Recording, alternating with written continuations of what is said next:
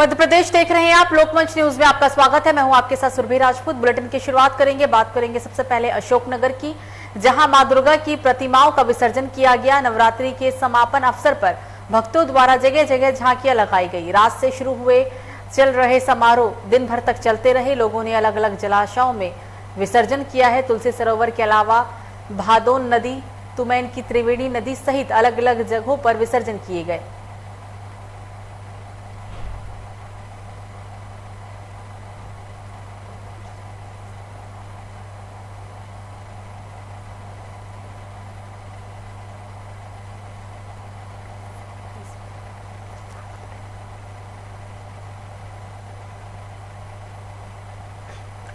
तो भोपाल में बीजेपी चुनाव प्रबंधन समिति के संयोजक भूपेंद्र सिंह ने बीजेपी प्रदेश कार्यालय में पत्रकार वार्ता को संबोधित करते हुए विजय संकल्प दिवस और उपचुनाव के आगामी कार्यक्रमों की जानकारी दी।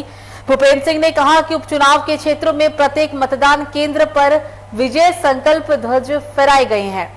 उपचुनाव के आगामी कार्यक्रमों की जानकारी देते हुए भूपेंद्र सिंह ने कहा है कि 16 से 21 अक्टूबर तक कार्यक्रम तय कर लिए गए हैं, जिनमें उपचुनाव क्षेत्र में बीजेपी कार्यकर्ताओं का सम्मेलन आयोजित किया जाएगा और युवा मोर्चा द्वारा एक मतदान 20 जवान कार्यक्रम का आयोजन भी होगा। 21 अक्टूबर को जनसंघ के स्थापना दिवस पर वरिष्ठ नेताओं का सम्मान समारोह भी आयोजित किया जाएगा।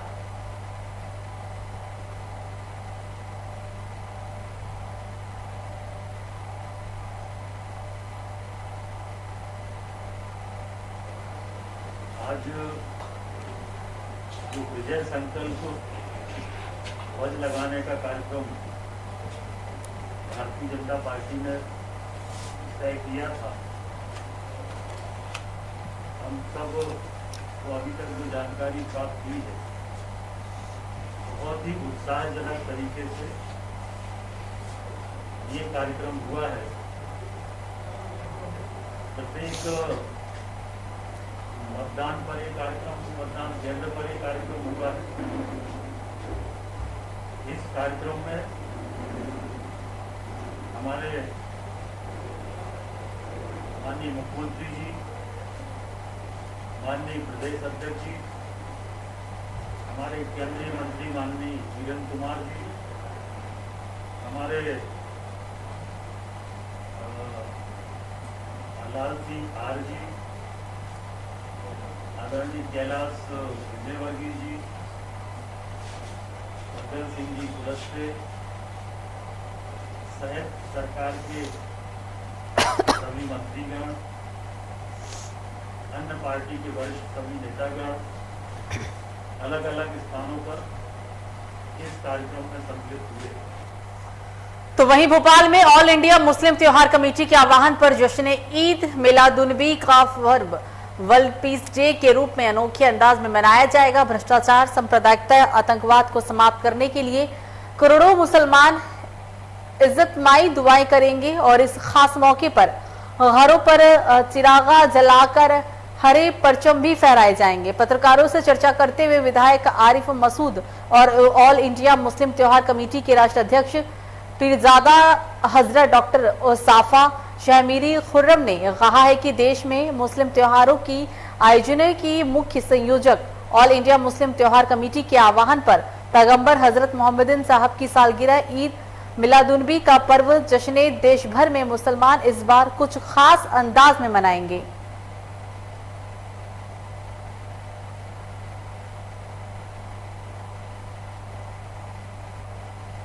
तो जुलूस एवं धार्मिक कार्यक्रमों में शामिल होकर वतन में अमन शांति की दुआएं मांगी जाएगी। अमन शांति कायम करने के लिए संकल्प लिया जाएगा।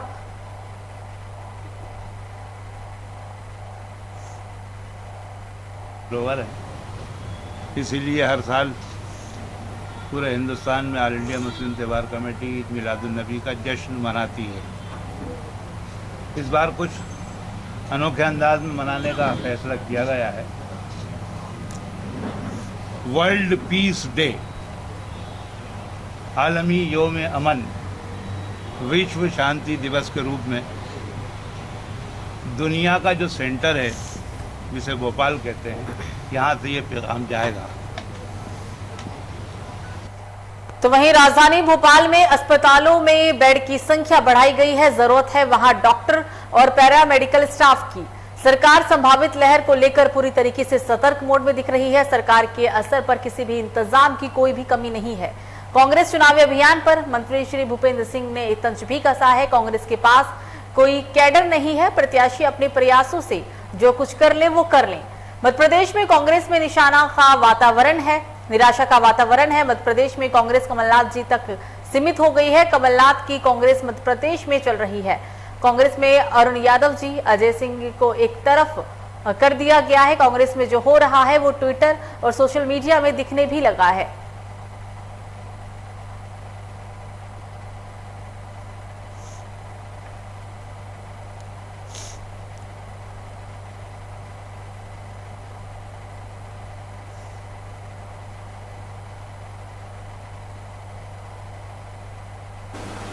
देखिए, कांग्रेस पार्टी जो है उनके पास कोई कैडर तो है नहीं। उम्मीदवार स्वयं चुनाव लड़ता है और उम्मीदवार अपने प्रयास से जो कर ले। और इस समय कांग्रेस की जो स्थिति है, कांग्रेस में एक निराशा का वातावरण है। मध्य प्रदेश में भी कांग्रेस कमलनाथ जी तक सीमित हो गई है। बाकी सभी नेता, चाहे वो अरुण यादव जी हों, चाहे आपके अजय सिंह जी, राहुल भैया हों, चाहे जो भी कांग्रेस के नेता हैं, वो सबको एक तरफ कर दिया गया है। और चाहे वो लीडर अपोजिशन हो तो कमलनाथ जी हैं, अध्यक्ष कांग्रेस कमेटी के कमलनाथ जी हैं। तो कमलनाथ जी की कांग्रेस मध्य प्रदेश में चल रही है और बाकी कांग्रेस एक तरफ अलग थलग पड़ी हुई है। और इसलिए कांग्रेस में जो उनका चुनावी प्रबंधन है वो भी नहीं हो पा रहा है। और दूसरा, जो कैडर होना चाहिए वो कैडर कांग्रेस के पास है नहीं। तो वहीं राजधानी भोपाल में दशहरे का पर्व बहुत ही धूमधाम के साथ मनाया गया। रावण दहन की चिंगारी मध्य प्रदेश राजनीति में भी सुलगती हुई अब दिखने लगी है। दशहरा उत्सव कार्यक्रम में सांसद प्रज्ञा सिंह ठाकुर ने कांग्रेस के खिलाफ बयान को लेकर प्रदेश कांग्रेस रावण दहन के दूसरे दिन बीजेपी सांसद साध्वी प्रज्ञा सिंह ठाकुर का पुतला दहन करने जा रही है।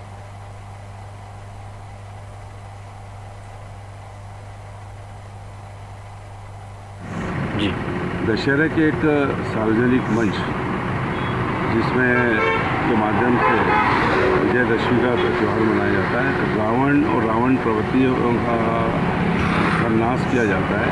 ऐसे मंच पर जहाँ सभी पार्टी के नेता कार्यकर्ता रहते हैं, वहाँ जिस तरह से सांसद श्री प्रज्ञा ठाकुर जी ने जो अपशब्द नर्मदा परिक्रमा वासियों को लेकर, जो नर्मदा परिक्रमा करते हैं सब पापी होते हैं, माँ नर्मदा का अपमान किया, नर्मदा परिक्रमा वासियों का अपमान किया।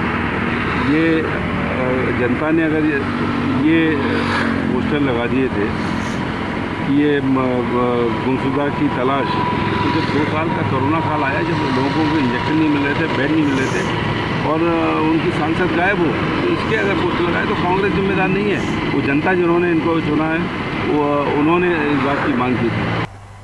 तो दमोह में कलेक्टर दमोह एस कृष्ण चैतन्य एवं डीओ खाद्य सुरक्षा प्रशासन डॉक्टर संगीता त्रिवेदी के निर्देश पर खाद्य सुरक्षा एवं मानक अधिनियम 2006 के अंतर्गत वरिष्ठ खाद्य सुरक्षा अधिकारी दमोह राकेश अहिरवार ने निरीक्षण कार्रवाई करते हुए दमोह शहर के खोवा एवं मिठाइयों की गुणवत्ता जांच हेतु विभिन्न मिष्ठान प्रतिष्ठानों का औचक निरीक्षण किया है। निरीक्षण की कार्रवाई पुराना थाना रोड दमोह स्थित चौरसिया स्वीट योगेंद्र चौरसिया पर की गई है।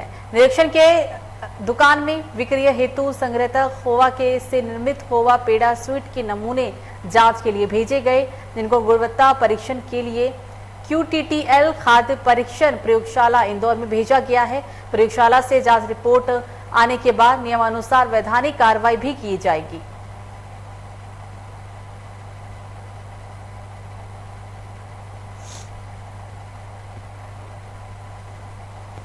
तो डिंडोरी जिले के बजांग विकासखंड मुख्यालय के राम मंदिर में दशहरा का पर्व बहुत ही धूमधाम के साथ मनाया गया।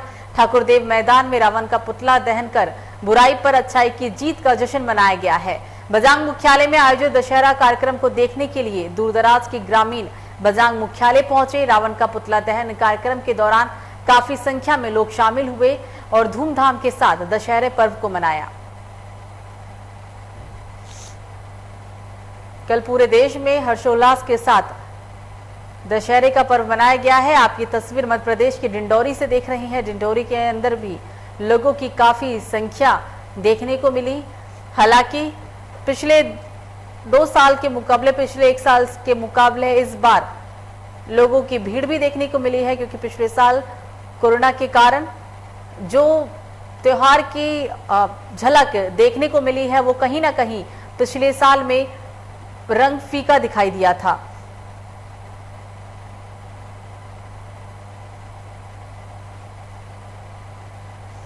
तो खबरों में आगे बढ़ेंगे और अब बात करेंगे अगली अहम खबर की। अगली खबर होशंगाबाद से, जहां जाको राखी साइया मार सके ना कोई, ये कहावत हम सब ने सुनी होगी, लेकिन एक बार फिर ये कहावत चरितार्थ हुई है। होशंगाबाद की पिपरिया रेलवे स्टेशन पर एक जीआरपी आरक्षक योगेंद्र पचौरी की तत्परता से लगभग 75 वर्षीय बुजुर्ग महिला की जान बच गई। एक अच्छे कार्य के बाद न सिर्फ आरक्षक योगेंद्र पचौरी, वाल्मीकि समूचा जीआरपी स्टाफ अपने क्रम से उत्साहित है, बल्कि बुजुर्ग मां की जान बचाने का ये एक शुभ संदेश भी लोगों में पहुंचा है। प्रदेश और पिपरिया शहर इन दिनों जगत जननी की आराधना के पूर्व दुर्गा उत्सव में लीन था। बहरहाल पिपरिया स्टेशन से होकर गुजरने वाली ट्रेन में वाराणसी ट्रेन जब तेज रफ्तार से आ रही थी, उस दौरान बुजुर्ग महिला ट्रेन की पटरी पार कर रही थी। महिला की उम्र तकरीबन 70 साल से ज्यादा बताई गई है। ट्रेन की आवाज नहीं सुनने के कारण वो हादसे का शिकार हो जाती, लेकिन एक आरक्षक की सूझबूझ से महिला की जान बच गई।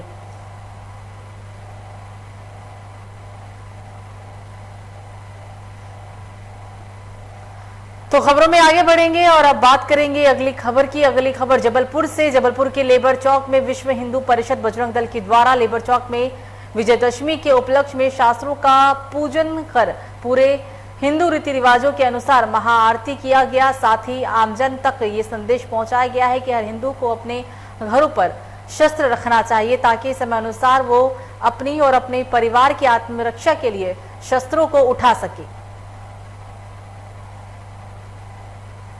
तो कल विजयदशमी के अवसर पर शस्त्र पूजन भी पूरे देश के अंदर किया गया है। ये जबलपुर से सीधी तस्वीर हम आपको दिखा रहे हैं। विश्व हिंदू परिषद ने शस्त्र पूजन कार्यक्रम का आयोजन किया और लोगों को संदेश दिया गया है कि लोगों को अपने घर में भी शस्त्र रखने चाहिए, ताकि अगर कभी जरूरत पड़ी तो वो अपनी और अपनों के सुरक्षा के लिए शस्त्रों को उठा सके।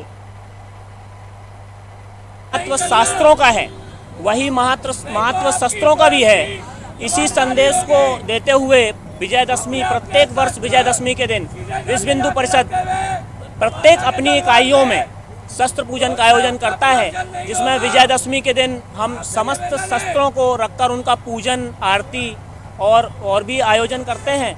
विश्व हिंदू परिषद शस्त्रों का महत्व समझाते हुए आज की जो वास्तविक समस्याएं उत्पन्न हो रही हैं, इसको लेते हुए हम सभी को समझना चाहिए कि शस्त्र की आवश्यकता आज के परिवेश में बहुत महत्वपूर्ण है, क्योंकि जो महत्व शास्त्रों का हमारे सनातन धर्म में बताया गया है, वही महत्व शस्त्रों का भी है। प्रत्येक हमारे देवी देवता हों, स्वयं हमारे आराध्य प्रभु श्री रामचंद्र जी हों, जगत जननी माँ दुर्गा हों, सभी के हाथों में हमें शस्त्र मिलेगा। इसका मतलब ये नहीं है कि वो उसको किसी शोभा के लिए रखते हों। वो तो दशहरे पर हुए असत्य के प्रतीक रावण के दहन के साथ मां जगत जननी की विदाई का सिलसिला भी शुरू हो गया है।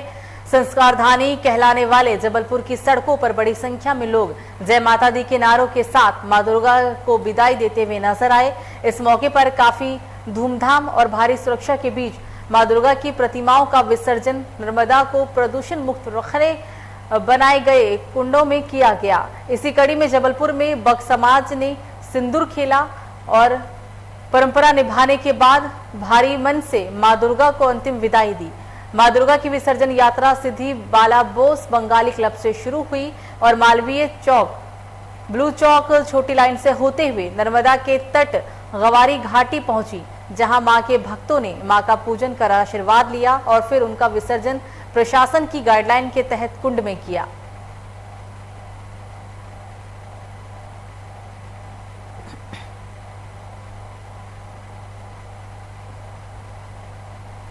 तो करेली का सबसे व्यस्ततम मार्ग जो कि करेली बस्ती की ओर जाता है, उसी मार्ग पर दुर्घटना होने की संभावना बनी हुई है। ये पेड़ जर्जर अवस्था में पहुंच चुका है। अचानक इसके गिरने से एक बड़ी दुर्घटना घट सकती है। स्थानीय लोगों ने प्रशासन के माध्यम से मीडिया से काफी गुहार भी लगाई। प्रशासन इस जर्जर पेड़ को कटवाकर दुर्घटना होने से बचा जा सकता है। इस मार्ग पर रोजाना करेली के प्रशासनिक अमला इसको देखते हुए निकलते हैं, लेकिन किसी ने भी अभी तक इस पर अपना ध्यान आकर्षण नहीं किया। नरसिंहपुर से ये पूरी रिपोर्ट अमित वर्मा की है। ये पेड़ मध्य प्रदेश के नरसिंहपुर में है और कहा यह जा रहा है कि पेड़ के गिरने की वजह से एक बड़ा सड़क हादसा आने वाले समय में हो सकता है। क्षतिग्रस्त हो चुका है। यह पेड़ कितने दिनों से इस स्थिति में है? आप लोगों ने किसी प्रकार की शिकायत की?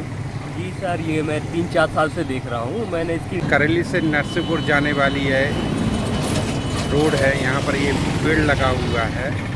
इस पेड़ के बारे में आपका क्या कहना है? ये रोड बहुत चलता हैगा। मेरी दुकान पेड़ के जस्ट पीछे हैगी। ये पेड़ इतना सूख गया है, कभी भी ये गिर सकता है। खबरों में आगे बढ़ेंगे, बात करेंगे अब पिपरई की। नगर भारत देश में एक ऐसे कई राज्य हैं जहां आश्चर्यचकित कर देने वाले कई चमत्कारिक धार्मिक स्थान भी हैं और ऐसा ही चमत्कार पिपरई नगर के बिरासन माता के डोले में देखने को मिला। माता का डोला भारत में राजस्थान और मध्य प्रदेश की पिपरई नगर से निकलता है। माता के डोले का दर्शन करने के लिए भक्त दूर इलाकों से आते हैं। माता के डोले का दर्शन करने के लिए सुबह से ही भक्तों की काफी भीड़ देखने को मिली। पूजा पाठ कर ढोल नगाड़ों और बोल माई के नारों के साथ पंडा ने माता के डोले को उठाया। बुजुर्गों का हालांकि ये भी कहना है कि माता का डोला पंडा की बात मानता है और जब तक पंडा साथ नहीं चलता माता तब तक कहीं नहीं जाती है। जो भी भक्त माता के नाम पर नारियल भेंट के लिए रख दे, माता उस भेंट को जरूर लेती है।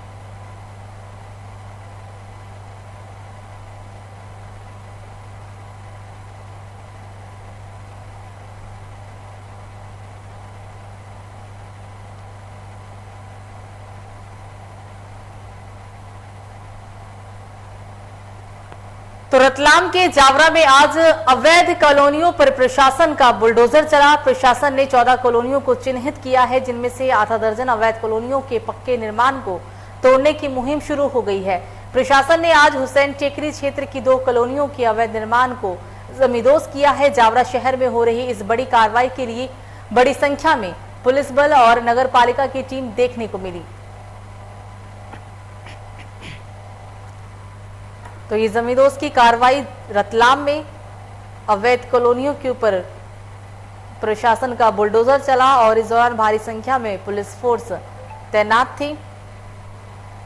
अवैध निर्माण तोड़ने की कार्रवाई शुरू हो गई है और ये कार्रवाई पहले रतलाम में देखने को मिली। अवैध कॉलोनियों पर प्रशासन का बुलडोजर चला है। कुल 14 कॉलोनियों को चिन्हित किया गया और इनमें से आधा दर्जन अवैध कॉलोनियों के पक्के निर्माण को भी तोड़ने की मुहिम देखने को मिली।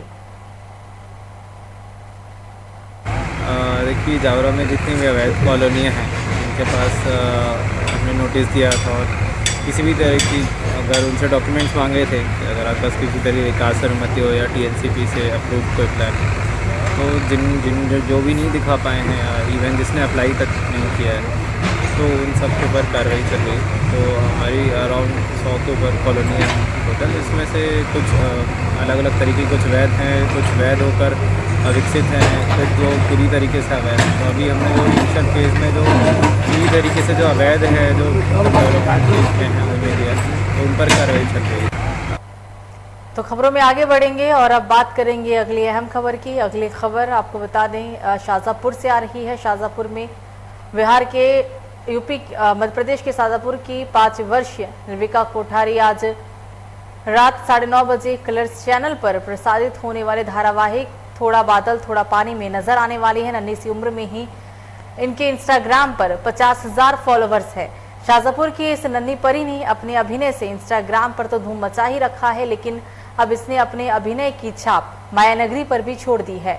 शाहजहाँपुर के इंटरनल स्कूल में कक्षा KG की ये छात्रा हैं। शाहजहाँपुर के नई सड़क निवासी पिता सचिन कोठारी एवं माता शीतल इनकी कोठारी हैं और इनकी 3 बेटियां हैं, इशिका, हिमांशी और निर्विका। शाहजहाँपुर शहर की छोटी सी गुड़िया हमारी निर्विका कोठारी, जिससे आप अब कलर्स के थोड़ा सा बादल थोड़ा सा पानी शो में देखने वाले हैं। आज 8:30 बजे जो शूटिंग होगा, दरअसल वो अभी सिर्फ 5 साल की उम्र है उसकी। उसका बचपन से ही एक्टिंग में, डांसिंग, सिंगिंग में बहुत दिलचस्पी रही है। हमने उसकी ऐसे ही एक दिन मजाक में वीडियोज़ बनाई, हम उसे डालने लगी व्हाट्सएप पे, इंस्टाग्राम पे उसकी हमने आईडी बनाई निर्विका कोठारी के नाम से, जिसमें कई सारे लाइक्स, फॉलोअर्स, व्यूज़ आए। अभी उसके 50,000 फॉलोअर्स हो चुके हैं उस पर। कई सारी वीडियोज़ हज़ारों लाखों लोगों तक पहुँची। तो टीकमगढ़ शहर से महज 18 किलोमीटर दूर स्थित शक्तिपीठ बगाज माता मंदिर जवारे विसर्जन करने के लिए जा रहे श्रद्धालुओं से भरी ट्रैक्टर ट्रॉली रोड से नीचे अनियंत्रित होकर पलट गई। सूचना राहगीरों द्वारा संबंधित थाना पुलिस को दी गई और इसके बाद पुलिस ने डायल 108 की मदद से सभी घायलों को टीकमगढ़ जिला अस्पताल में भर्ती कराया। हालांकि इस हादसे में नाबालिग, जिनकी उम्र 17 साल बताई गई है, उसे डॉक्टरों ने मृत घोषित कर दिया। 4 घायलों को प्राथमिक उपचार के बाद झांसी मेडिकल कॉलेज रेफर किया गया और अन्य घायलों को टीकमगढ़ जिला अस्पताल में उपचार के लिए रखा गया है।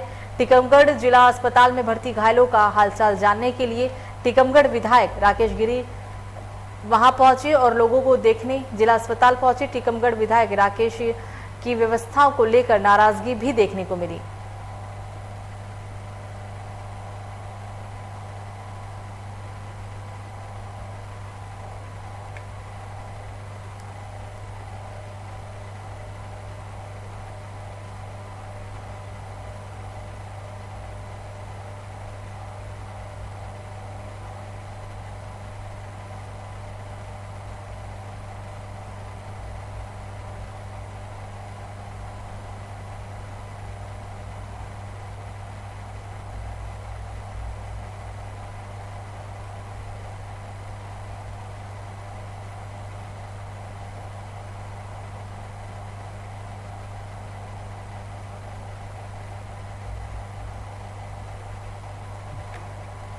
तो नैनपुर में नैनपुर विजयदशमी दशहरा के अवसर पर प्रशासन द्वारा निर्मित कुंड में देवी प्रतिमाओं का आना शुरू हो गया। सबसे पहले बंगाली समुदाय की देवी प्रतिमा का विसर्जन किया गया। जीआरसीसी ग्राउंड में J2Z के संचालक नितिन ठाकुर के द्वारा स्थापित दुर्गा माता की पूजा अर्चना करने के बाद मनमोहक आतिशबाजी के बाद रावण दहन भी किया गया। अनुविभागीय राजस्व अधिकारी नैनपुर प्रियंका वर्मा के द्वारा सभी नगरवासियों को दशहरा पर्व की बधाई दी गई।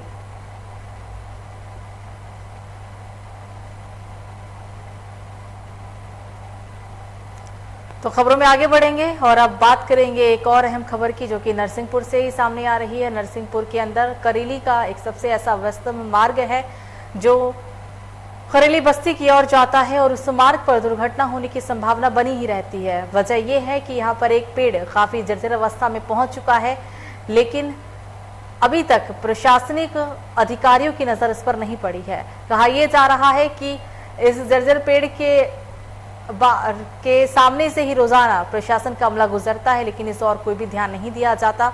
नरसिंहपुर से अमित वर्मा की ये पूरी खास रिपोर्ट हमने आपको दिखाई। क्षतिग्रस्त हो चुका है यह पेड़। कितने दिनों से इस स्थिति में है? आप लोगों ने किसी प्रकार की शिकायत की? जी सर, ये मैं 3-4 साल से देख रहा हूँ। मैंने इसकी करेली से नरसिंहपुर जाने वाली है रोड है, यहाँ पर ये पेड़ लगा हुआ है। इस पेड़ के बारे में आपका क्या कहना है? ये रोड बहुत चलता हैगा। मेरी दुकान पेड़ के जस्ट पीछे हैगी। ये पेड़ इतना सूख गया है, कभी भी ये गिर सकता। तो फिलहाल बुलेटिन में मुझे दीजिए इजाजत। लोकमंच न्यूज़ पर खबरों का सिलसिला जारी रहेगा। नमस्कार।